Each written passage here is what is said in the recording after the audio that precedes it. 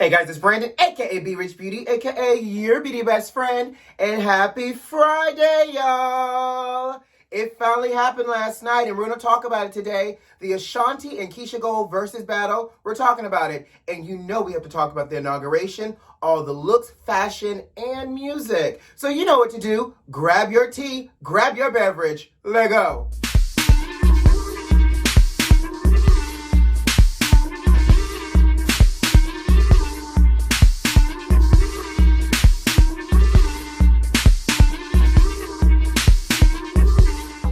Baby, the moon, the stars, the lilies, the fields, the color purple, and Black Jesus all aligned last night, and we finally got our versus battle between Ashanti and Keesha Cole. Now, I will say we got it. However, they had one job last night. One! To show up for work. And they had the nerve to show up for work late.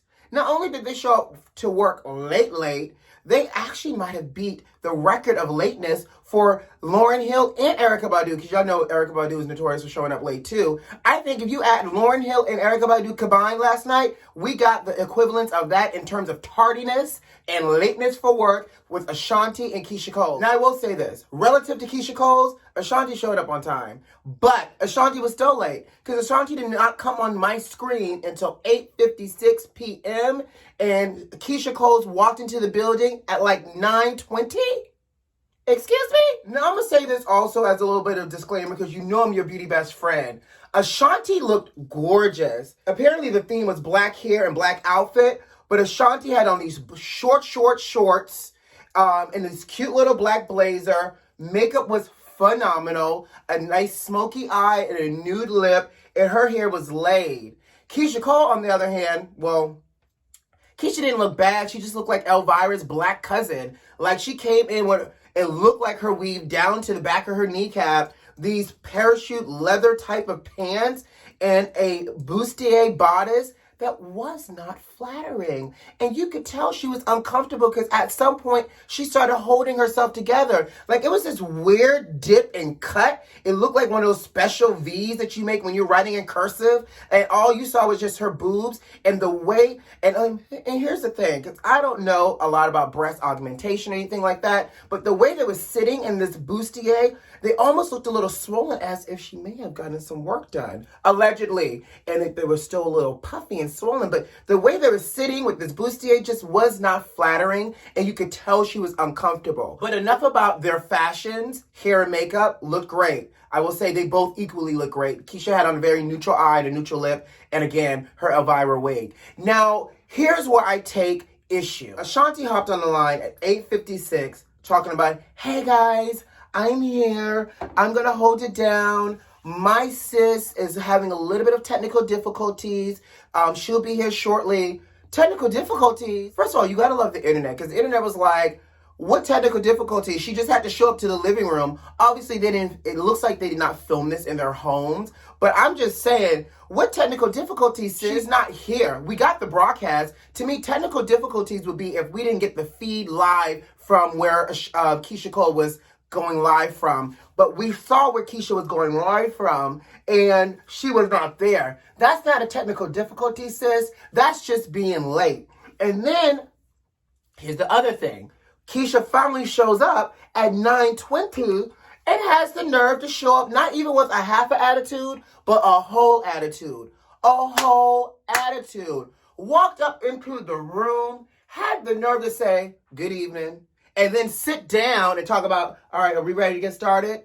Nah, sis, we're not ready because I've been ready. I was here at 8 p.m. Eastern Standard Time. You showed up, on the other hand, at 9:20. I need an apology. I need an explanation. Hell, lie to me.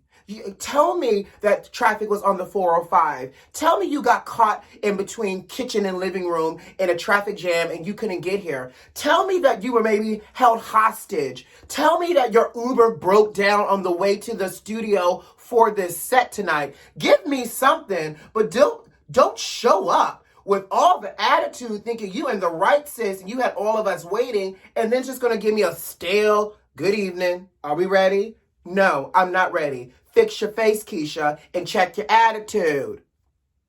So then now let's talk about the actual battle itself. I'm going to tell you one thing. The songs that I expected them to sing, they did. But I'm so glad I'm in an emotional, stable person. I'm in an emotional place.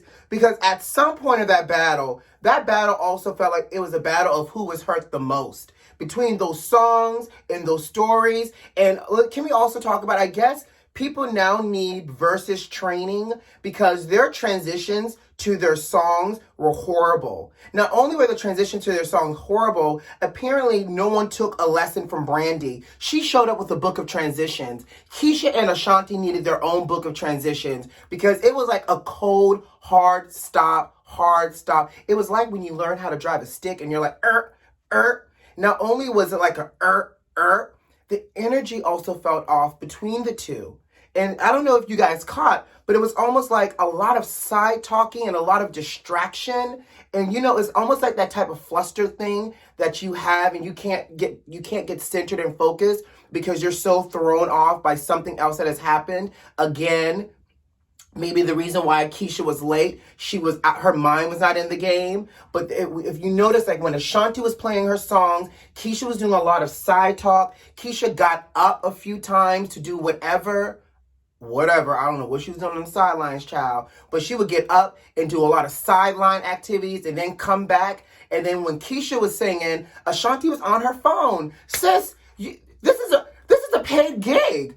Why are you on your cell phone? Who are you texting right now? Like, be present. And Ashanti did a lot of side talking too. Like, I'm just so confused on how they seem so distracted at work during this versus battle.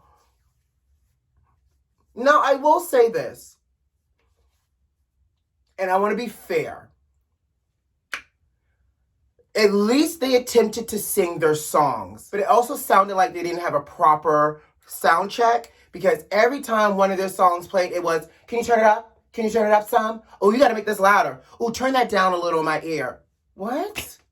Like, did y'all not practice this? Like, when it's your turn, the DJ should know to turn up the volume and then to turn it down when the next person is singing. Like, I don't understand why I got to hear your sound check play out live while I'm watching you guys go back and forth. So we get through the first 11 songs because Keesha wanted to do 11. So I guess they were planning on doing 10 and 10. So they get through the first 11 songs. And then they talk about, we taking a break. A break? Y'all was an hour and 20 minutes late for work. That's like, let's put this in real life. You show up an hour and 20 minutes to your shift that's only a 3-hour shift and you want a break? Nah, sis, you no longer qualify for a break. So y'all need to continue to push through this little set and finish this off because y'all now playing around with my bad time. It was already late to begin with and I knew I was going to be up late anyways, but now y'all want to take a break to do what? Stretch your legs? Oh, that was another thing. I don't know why they gave them those studio mics like they were recording, but apparently they both wanted to get up and shook and sing standing up. They should have had cordless mics. I think that was a real pitfall for them not to have cordless mics at all, because if I had to hear Keesha complain one more time how she wanted to stand up to sing, that was a clear example of they needed cordless mics. So better planning for that needed to happen for sure. But again, a break, because now when they came back from the break, did y'all catch that they tried to rush through the rest of the set, talking about we don't want Instagram to cut us off? Well, y'all should not have been an hour and 20 minutes late. We wouldn't be worrying about Instagram cutting y'all off if y'all wasn't an hour and 20 minutes late. And I'm going to also say this, because I'm your beauty best friends, the captions and the commentary is what kept me sticking around. Because, baby, I love us for real, in the words of Monique, because y'all let them have it. Even, you know it's bad when Swiss Beat says the lateness is disrespectful. Hell yes. Your boss said you're disrespectful because you was late. So, I don't know who I would say won the battle. Who do you guys think won the versus battle for those that watched it?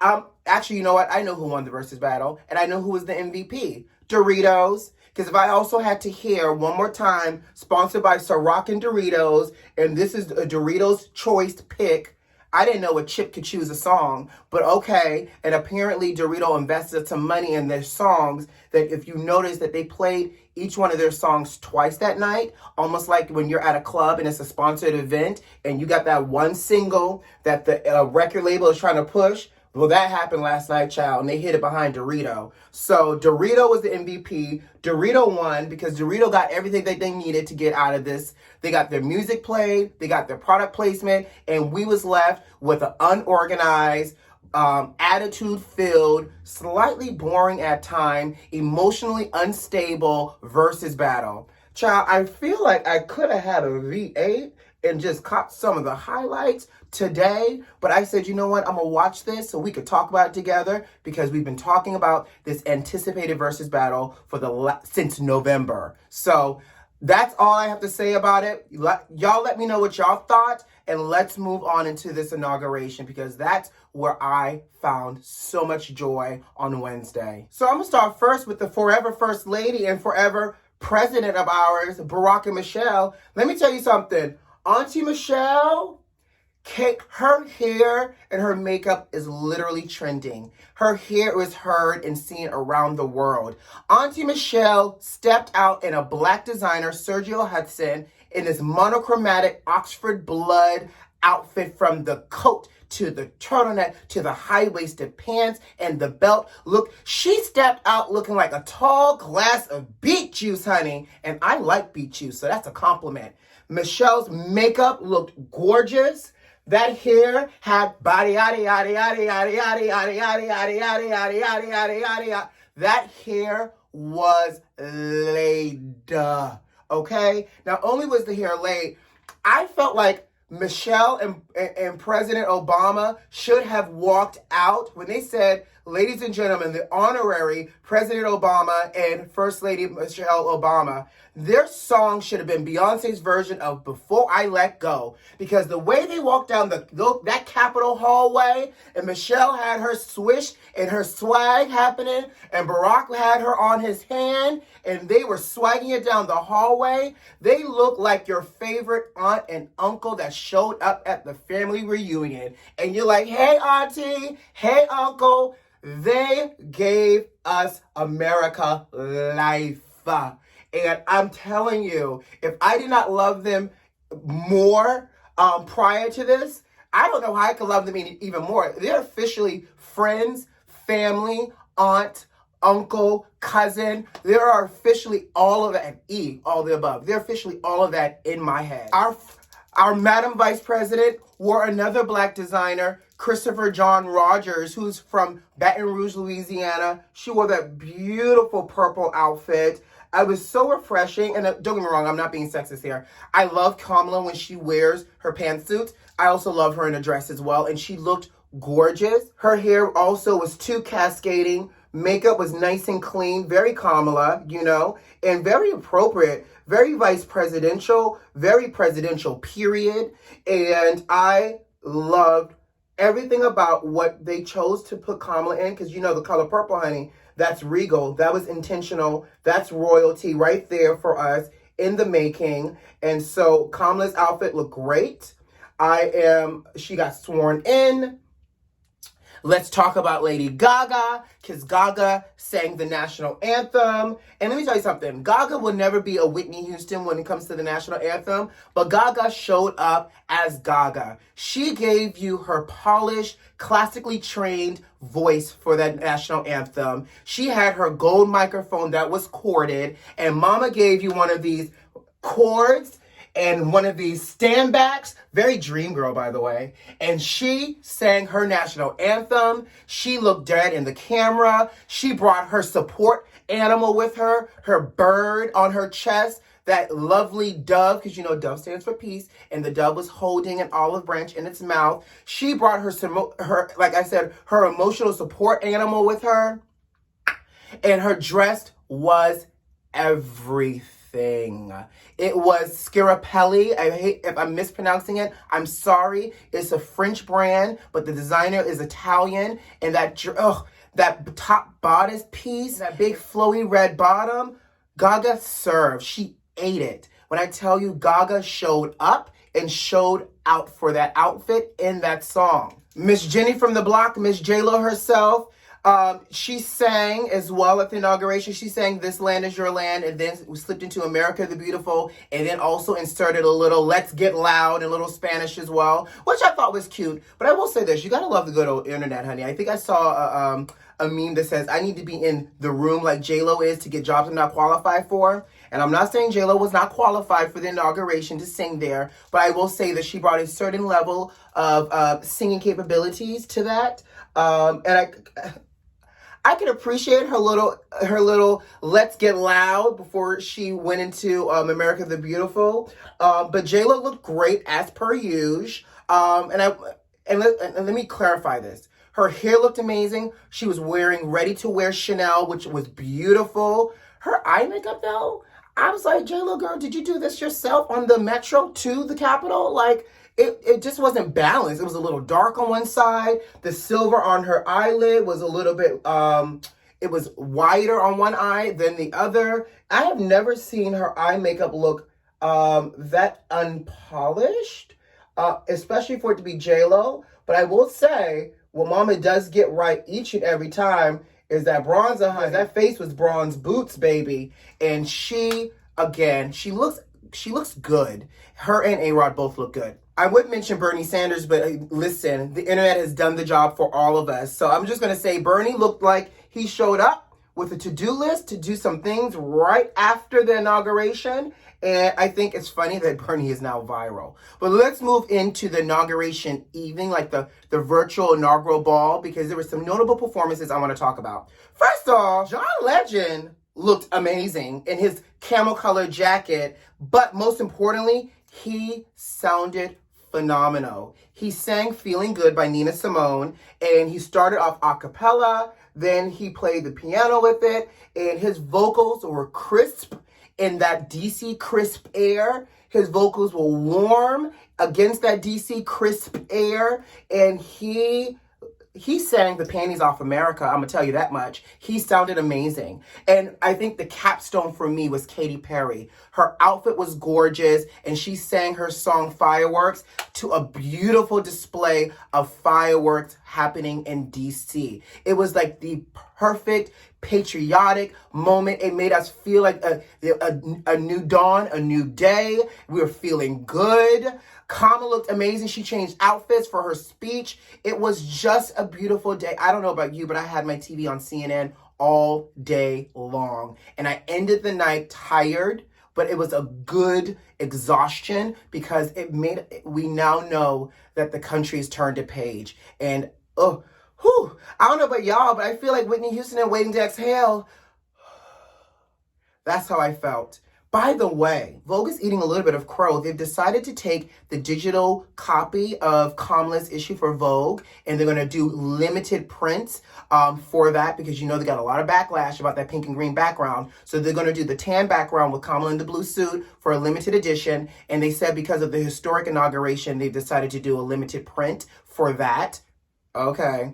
And secondly, Bridgerton has been renewed for season 2. They're saying Lady Whistledown has announced it herself. They're saying that the cast is coming back, so Reggae Jean, and that this season, Lord Anthony Bridgerton will actually be taking center stage for the social season. So super excited. All right, guys, I got to go. You know what to do. Subscribe to the channel if you like this video if you like, and leave me a comment. Most importantly, are those notifications turned on?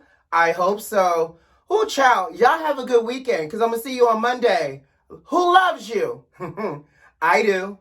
Bye.